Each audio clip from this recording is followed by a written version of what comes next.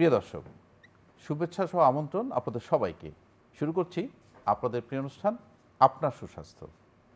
আজকে আমরা কথা বলবো ইনফার্টিলিটি নিয়ে। আপনারা জানেন যে ইনফার্টিলিটি মেয়েদের জন্য হতে পারে, পুরুষদের জন্য ইনফার্টিলিটি হতে পারে।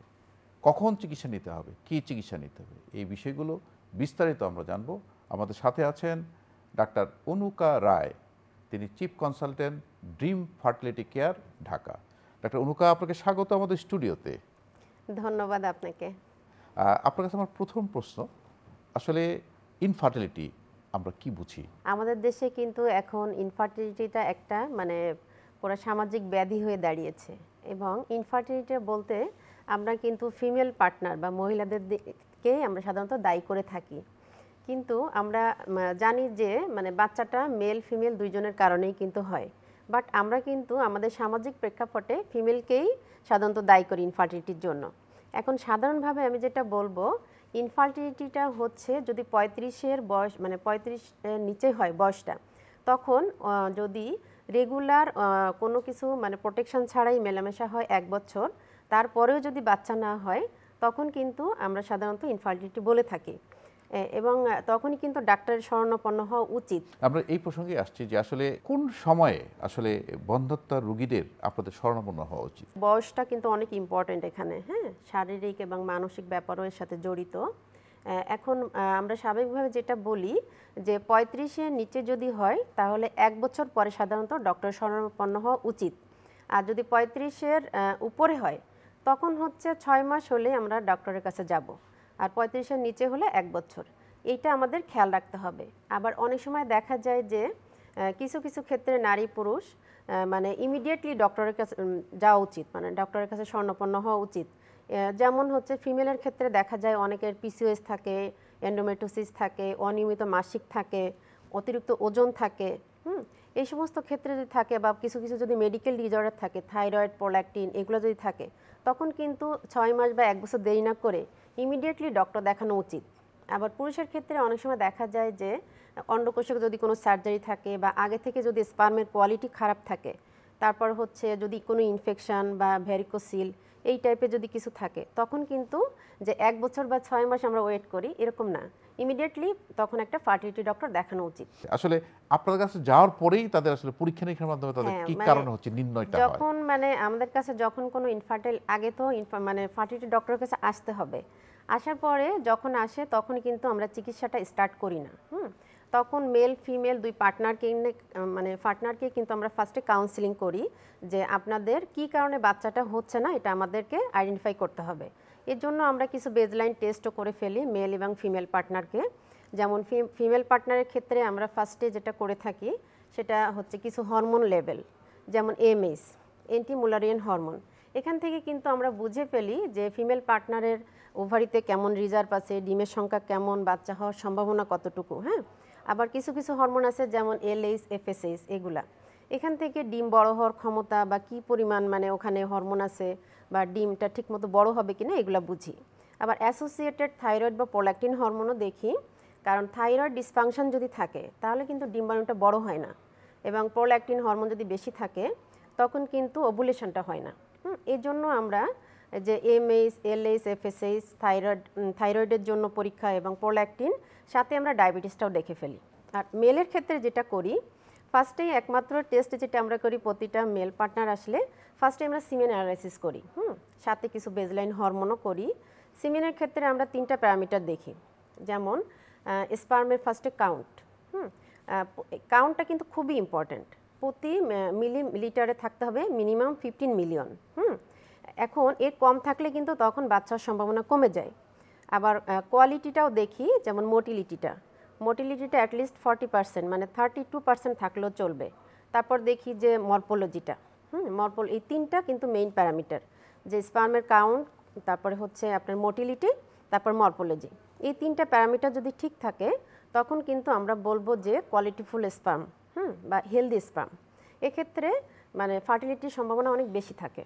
আবার দেখা যায় যে অনেক সময় আনকন্ট্রোল ডায়াবেটিস থাকে, মেল পার্টনারের থাইরয়েড থাকে, প্রোল্যাকটিন থাকে, এগুলো থাকলে কিন্তু স্পার্মের প্রোডাকশনটা কমে যায়, মোটিলিটি কমে যায়। এখানে যদি কোনো প্রবলেম পাই, তখন আমরা ফার্দার টেস্টিংয়ে যাই, যেমন আলট্রাসোনোগ্রাফি, জেনেটিক টেস্টিং, এগুলা।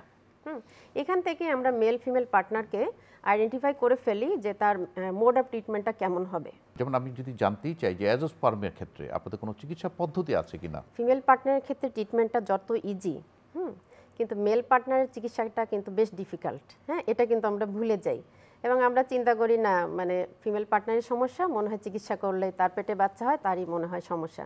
বেসিক্যালি না, মেল পার্টনারের যেটা মানে স্পার্ম কাউন্ট থেকে আমরা যেটা বুঝি, এখানে যদি কম থাকে তাহলে অলিগোস্পার্মিয়া, যদি মানে মর্ফোলজি বা আরও যদি মর্টিলিটি কম থাকে ট্রাটোজোস্পার্মিয়া, স্থেনোজোস্পার্মিয়া, অলিগোস্থেনোজোস্পার্মিয়া, অনেক কিছু আছে। তারপর দেখা যায় যে যদি জিরো থাকে, একবারে না থাকে, তখন কিন্তু এটাকে অ্যাজোস্পার্মিয়া বলে, যে ভাঁজ ডিফারেন্সের যে অবস্ট্রাকশন থাকে এখান থেকে বের হচ্ছে না, এটা একটা জিনিস। আরেকটা হচ্ছে প্রাইমারি টেস্টিকুলার ফেইলিউর, যেটা হচ্ছে মানে টোটালি তৈরি হচ্ছে না। এখানে কিন্তু আমরা কিছু হরমোন টেস্ট করলেই টের পাই, যেমন এলএইচ, এফএসএইচ, টেস্টোস্টেরন, এগুলো যদি আমরা দেখি তাহলে যদি এফএসএইচের লেভেলটা অনেক বেড়ে যায় তখন বুঝি যে এটা টেস্টিকুলার ফেইলিউর, এটা হচ্ছে টোটালি স্পার্ম তৈরি হচ্ছে না, তখন কিন্তু ডোনার লাগবে, কিন্তু ডোনারটা আমাদের দেশে অ্যালাউড না। আরেকটা জিনিস, হরমোন লেভেল যদি ঠিক থাকে তখন কিন্তু আমরা বুঝে ফেলি যে স্পার্ম তৈরি হচ্ছে বাট বের হচ্ছে না। তখন আমাদের দেশে কিন্তু এখন অনেক অ্যাডভান্স টেকনিক আছে, ইক্সি যেমন টেসা পেসা, এগুলোর মাধ্যমে কিন্তু ইক্সি করে বাচ্চা হওয়া সম্ভব, মানে বায়োলজিক্যাল বাবা হওয়া সম্ভব।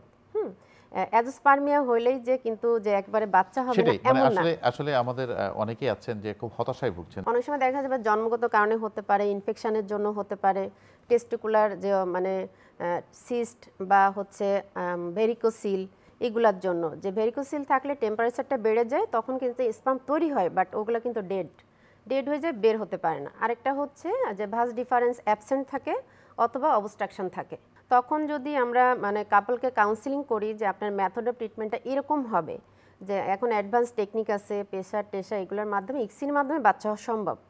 হ্যাঁ, আপনার ডোনার দরকার নেই। তাহলে এটা একটা আমাদের থাকলো যে ইক্সির মাধ্যমে কিন্তু আমরা সেই সব জায়গা থেকে আমি কালেক্ট করে স্পার্ম করে আমরা করা সম্ভব।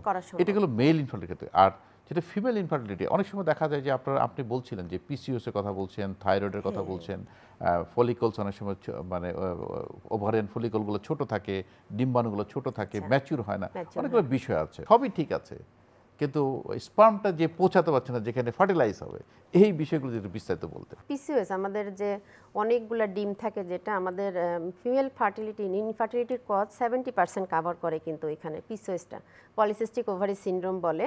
এখানে কিন্তু অনেক ডিম থাকে, নর্মাল ওভারিতে থাকে 6 to 10 এগ, এখান থেকে একটা বা দুইটা ডিম বড় হয়ে তারপর ওভুলেশন হয়ে বাচ্চাটা হয়। বাট এখানে পিসিওএস যেটা, সেটা হচ্ছে ফিমেল ফার্টিলিটির 70% কজ কাভার করে, এবং এখানে যে অনেকগুলো ডিম থাকে, কোনো ডিমটাই বড় হতে পারে না। তার মানে এখানে এলএইচ নামক একটা হরমোন বেশি থাকে, প্লাস হচ্ছে ছেলেদের যে হরমোন টেস্টোস্টেরন, এগুলো বেড়ে যায়। অ্যান্ড্রোজেনিক পরিবেশে কোনো ডিম বড় হতে পারে না, ওভুলেশনটাও হয় না, বাচ্চা হয় না। হ্যাঁ, এক্ষেত্রে কিন্তু যেটা দরকার মানে লাইফস্টাইল মডিফিকেশান, তারপর ওয়েট কন্ট্রোল করে মেটফরমিন বা মায়োনিসিটাল জাতীয় ড্রাগ দিয়ে, তারপর ওভুলেশন ইন্ডাকশন ড্রাগ দিয়ে কিন্তু ওভুলেশন হওয়ানো সম্ভব। এক্ষেত্রে পিসিওএস থাকলে কিন্তু যে এখন বাচ্চা হবে না তা না, একটু লাইফস্টাইল মডিফিকেশন করে ওভুলেশন মানে মেনস্ট্রুয়েশনটা কন্ট্রোল করে ওভুলেশন ইন্ডাকশন ড্রাগ দিলেই তাদের ইজিলি মানে নরমালি কনসেপ্ট করে যায়। তার মানে আপনি বলছেন যে পিসিওএস এর চিকিৎসা করলে আসলে তার পক্ষে গর্ভধারণ করা সম্ভব। আর অন্যান্য বিষয়গুলো যদি বলতেন।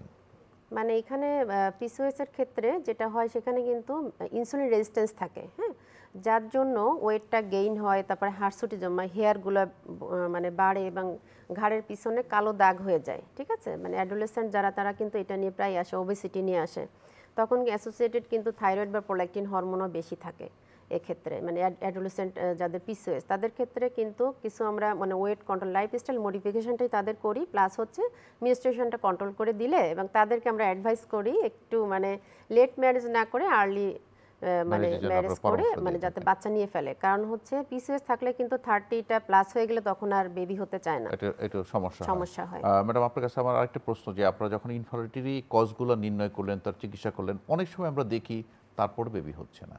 হ্যাঁ, এটা হচ্ছে একটা আনএক্সপ্লেইনড কজ।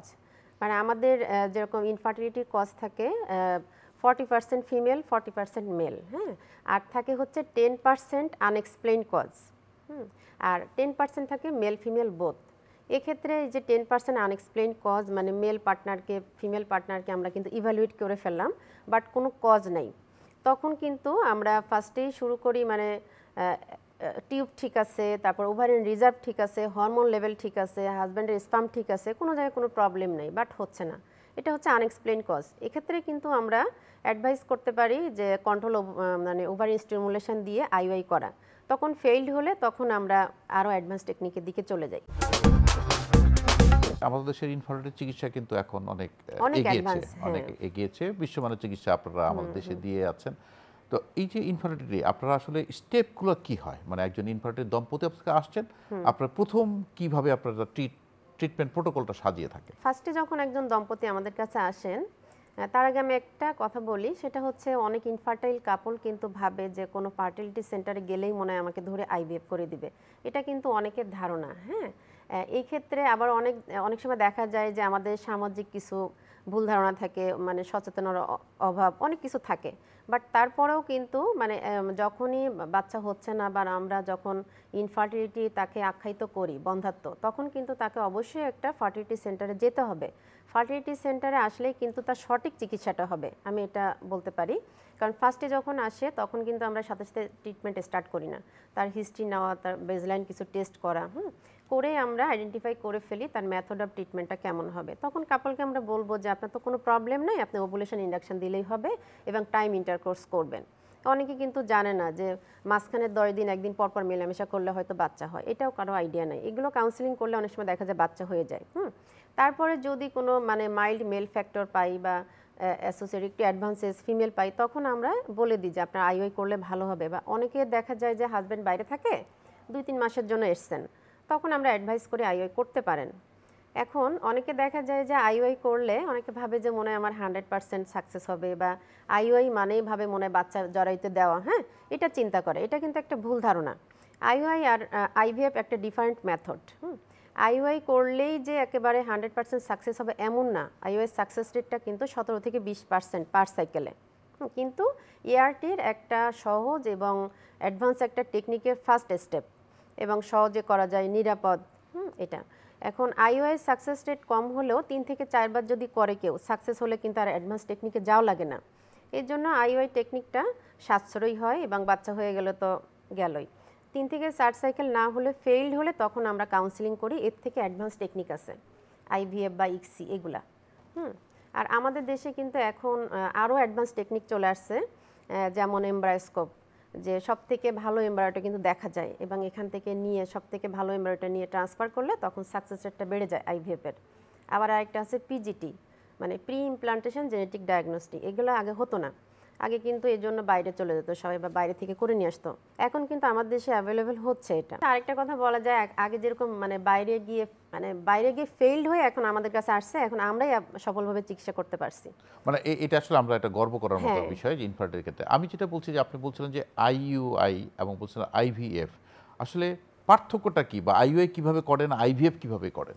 আইওআইটা কিন্তু ওইভাবে যে মানে দেখেই বা করে ফেলা ওরকম না। আইওআইয়ের জন্য কিন্তু একটা প্রিপারেশন আছে। হ্যাঁ, ফার্স্টে আসলে আমরা মেল ফিমেল পার্টনারকে আগে রেডি করি যে আসলে আইওআই করা যাবে কিনা। হ্যাঁ, আইওআই করতে গেলে তো ওভারিয়ান রিজার্ভ ঠিক থাকতে হবে, হরমোন লেভেল ঠিক থাকতে হবে। হ্যাঁ, সাধারণত মেল ইনফার্টিলিটির ক্ষেত্রে মাইল্ড, যাদের স্পার্ম কাউন্ট কম, মোটিলিটি কম, মরফোলজি একটু খারাপ, তাদের ক্ষেত্রে সাধারণত আইওআইটা করা হয়। আইওআই করলে ফার্স্টে আমরা যেটা করি যে মাসিকের ফার্স্ট বা সেকেন্ড বা থার্ড ডেতে আমরা ওভুলেশন ইন্ডাকশন ড্রাগ এবং কিছু গুনাডোট্রোপিন রিকম্বিনেন্ট জাতীয় দিলে আমাদের ডিমটা বড় হয়। তখন ডে 7 থেকে ডে 12-এর মাধ্যমে 2 থেকে 3 দিন পর পর আমরা ট্রান্সভাজানাল সোনোগ্রাফি দিয়ে এটা মনিটরিং করি এবং দেখি ডিমটা বড় হচ্ছে কিনা। যখন 18 থেকে 20 সাইজ হয় তখনই আমরা কিন্তু ওভুলেশন ট্রিগার বা ওভুলেশন শটটা দেই, যেমন রিকম্বিনেন্ট এইচসিজিটা আমরা ইউজ করি, যাতে ঠিক টাইমে ওভুলেশনটা হয়। মানে যখন আমরা এসিজি ইঞ্জেকশনটা দিই তার 34 থেকে 36 ঘন্টা পরে ওভুলেশন হয়, এবং ওই ওভুলেশনের টাইমে সাধারণত মেল পার্টনার থেকে স্পার্মগুলো মানে সিমেন্টটা নিয়ে আমরা ওয়াশিং মানে স্পার্ম ওয়াশ মিডিয়া বলে, বা স্পার্ম ওয়াশ প্রসেস, বিভিন্ন প্রসেস আছে, সিম্পল, তারপর ডেন্সিটি গ্রেডিয়েন্ট, এইভাবে রেডি করা হয়। স্পার্মটাকে রেডি করে একটা আইওআই ক্যাথেটারের মাধ্যমে মানে ফিমেল পার্টনারের জরায়ুতে দেওয়া হয়। এটা কিন্তু খুব সহজ এবং ইজি একটা টেকনিক, 3 থেকে 4 মিনিট লাগে, কোনো ব্যথা থাকে না এটাই। এবং পেশেন্ট আধা ঘন্টা থেকে 1 ঘন্টা রেস্ট নিয়ে চলে যেতে পারে। এবং আইওআই যেদিন করা হয় সেখান থেকে নেক্সট 14 বা 15 ডেজে আমরা একটা প্রজেস্টেরন সাপোর্ট দিয়ে থাকি। এবং এখানে একটা অ্যাডভাইস যেটা যে অনেকে আইওআই করে কিন্তু জার্নি করে চলে যায় বা অতিরিক্ত ভারী কাজ করে। নর্মাল হাউস হোল্ড অ্যাক্টিভিটি করা যাবে, মানে শারীরিক মেলামেশাও কোনো রেস্ট্রিকশন নাই, বাট ভারী কাজ না করলেই ভালো। এটা গেল আইইউআই পদ্ধতি, IUI আর আইভিএফ পদ্ধতিটা কিরকম? আচ্ছা, আইভিএফ পদ্ধতিটা একটু অ্যাডভান্স টেকনিক এবং একটু কস্টলিও এখানে, হ্যাঁ। এবং পেশেন্টকে মেল ফিমেল পার্টনারকে কিন্তু এখানে ইভ্যালুয়েশনের ব্যাপারও আছে যে আইভিএফ করা যাবে কিনা। অনেক সময় দেখা যাবে যে বয়সটা একটা ইম্পর্টেন্ট ফ্যাক্টর। বয়সটা যদি 35-এর উপর হয় তখন কিন্তু ফিমেল পার্টনারের ডিমের পরিমাণটা কমে যায় এবং কোয়ালিটিও কমে যায়, তখন কিন্তু আইভিএফের সাকসেস রেটটা একটু কমতে থাকে। এগুলো আমাদের কাউন্সিলিং করে নিতে হবে। তারপরে মেল পার্টনারের ক্ষেত্রে স্পার্মের কোয়ালিটি বা গুণগত মান এগুলো দেখতে হবে। মেল ফিমেল দুই পার্টনারেরই আমাদের কোনো মেডিকেল ডিজঅর্ডার আছে কি না এগুলো দেখব, প্লাস এগুলো হচ্ছে কন্ট্রোল করে নিতে হবে আগে।